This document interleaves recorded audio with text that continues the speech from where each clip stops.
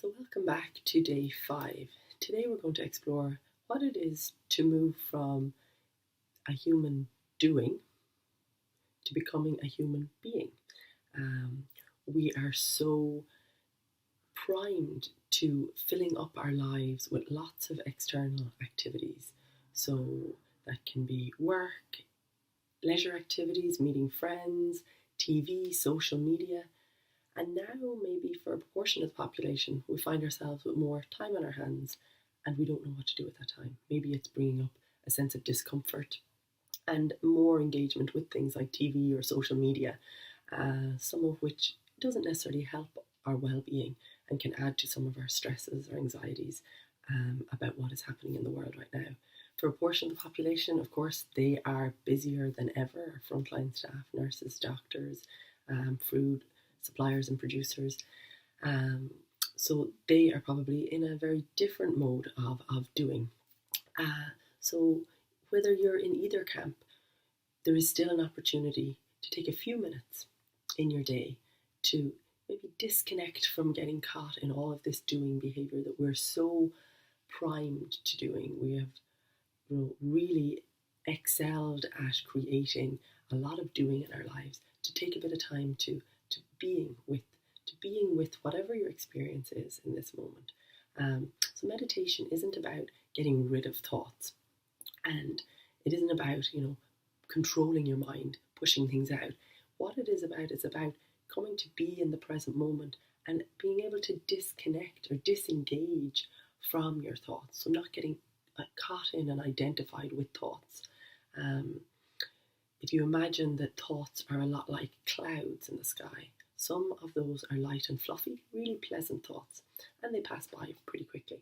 And others are maybe darker, big clouds that stick around for quite some time.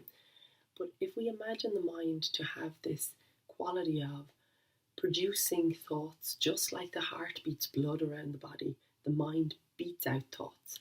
And we are not actually our thoughts. We are so much more than our thoughts. So we're not the thoughts, the pleasant thoughts that say, "Oh, you're amazing, you did great at that," because that is fleeting. And we're not also the thoughts that say, "Oh, you're a bad person," or "You're really negative," or "You're very stressed and anxious." We are not absolutely totally that either. We are so much more than both of these. Ultimately, the nature of thoughts is that they are passing, they are fleeting. They may stay around for some time, but ultimately they go. So if you're not the pleasant thought that occurs, and you're not the unpleasant thought that emerges, then who are you? Who are you? And so once we start to disconnect a little bit from our thoughts and start to observe them, so the invitation today is to start to observe the mind and see, who are you? Because we spend so much time filling up our lives with labels. I have a PhD. I am a daughter. I am a mother. I am a friend. I am a triathlete, a swimmer, blah, blah, blah. And these ideas construct part of our ego. So when we think about who am I, we hold very tightly onto that. And what we start to want to realize is that we can become a little bit more flexible in that we're not absolutely one type of person. We are a whole range of people and experiences, and there's a lot more flexibility in our experience. So we want to shift from being a human doing to become a human being. And so in that, we need to observe our tendency to distract ourselves. So how much are you distracting yourself right now from just being with the present moment, being with whatever is real for you? And if that's getting into social media and noticing how social media is creating anxiety for you right now, or if that's watching the news and noticing how the news is creating an anxiety for you right now, or if it's just a whole range of other things going on in your life, starting to notice how they are affecting you right now is a really important thing, so that you can manage that. It isn't again about controlling the mind or your experience, but it is about managing it, managing what you allow in, because that ultimately affects your thoughts, your emotions, and your behaviour. So there's a lovely saying, "He who looks outside dreams, and he who looks inside awakens." So we spend so much of our time and our lives looking outside for validation, for fulfillment, for joy, for happiness. Um, and maybe now you find there is less of that, so you've more time to think and to question and to wonder about your life. So use that time, if you can, wisely, to reflect in a positive way, in a way that helps you to get a better sense of who you ultimately are. There's a lovely analogy. So if you imagine I was holding a bottle of water with mud in it, and I was to agitate it up and shake it, shake it, shake it, you'd see all the mud floating around, and it would make the water very murky and be very hard to see. This is essentially what our minds are like. There's a lot going on, there's a lot of thoughts flying around there, and there's sometimes no clarity. Very difficult to get a sense of clarity around what is happening. So if we allow the bottle to sit for some time, all that mud and sediment falls to the bottom. And this is much like what happens in meditation.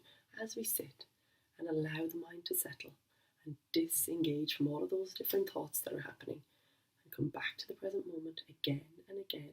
This is essentially the practice of mindfulness, is coming back to the present, training the mind to come back into the present moment. Today's practice will be about bringing the attention to the breath. And then you'll notice that the mind wanders away, which is perfectly normal and natural. And then you'll bring it back to the breath. And you'll do this for about 15 minutes or so, or as long as you can. So what we'll focus on is really the practice of coming back to the present. It isn't so much the quality that the mind wanders away. This is just what minds do. So to be gentle and kind with yourself when this happens, because it's just normal. The mind will wander. But the exercise is recognizing that the mind is gone and bringing it back to the present. And the more you do this, the more then in other moments in your day you can bring yourself back to the present. People find that life goes very fast because they're always running on to the next thing. They're never really where they are. They're always going to the next thing, the next thing. No sooner have you bought that lovely item that you wanted and you've had that momentary fleeting joy at receiving it, then you've moved on to the next thing that you want to buy or purchase. Or no sooner have you ran your first 5K, then you're moving on to the next thing without really appreciating and enjoying and savouring what you've achieved. We're always moving on to the next activity. No sooner have you gotten that job or that promotion that you're moving on to the next thing and the next thing. That hedonic treadmill, looking for happiness and joy, but recognizing that it only is very fleeting when we achieve or get the things that we've been looking for. So what we want to do is really train our minds to stay in the present. And the more we do that, then the easier it becomes to see the gems. So once, back to that analogy of the water bottle, once we allow the mud to settle, we actually see some of the gems. We get inspiration from our own minds. Our insights are really within ourselves. So the more we allow the kind of noise and the chatter to settle and to die down, the more we awaken to what our true potential is, to what is really alive within us. And this is so valuable and important because, again, meditation isn't just about the time you spend on the mat. Of course, that is absolutely a fundamental part. It is about what you do when you get off the mat. It is about what you do when you rise up and how you take yourself into your day, what actions you take with your loved ones, with the people around you, how you can contribute to your family and to society as large. So as we sit and the mind settles, the true ideas for how we should live our lives, the true motivation, inspiration can come to mind, can come to the fore. It's really hard to have that when we keep doing and getting caught in the next thing and the next thing and the next thing. There's a lovely African saying that I heard when I was working over in Ghana at one stage. Personality is like a pregnancy. It just grows.